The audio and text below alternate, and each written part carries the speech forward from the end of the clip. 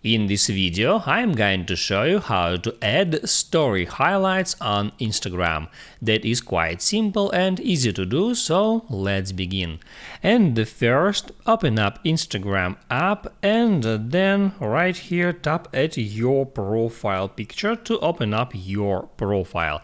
And now here, in order to add a highlight, all you have to do is just tap at that plus sign on the highlights toolbar. If you already got a lot of highlight and you can see that sign, just swipe over to the left until it comes up. It will always be on the very right position, so just hit on plus sign. It shows you up your recent story list with the exact date when this story was published, and all you have to do now is just check mark those stories that you want to add to your highlight, and then just hit on next and add a title for your highlight. I'll just type in work, and then I can hit right here at edit cover to change the specific photo that I want to use. Let it be that one. And now here also I can move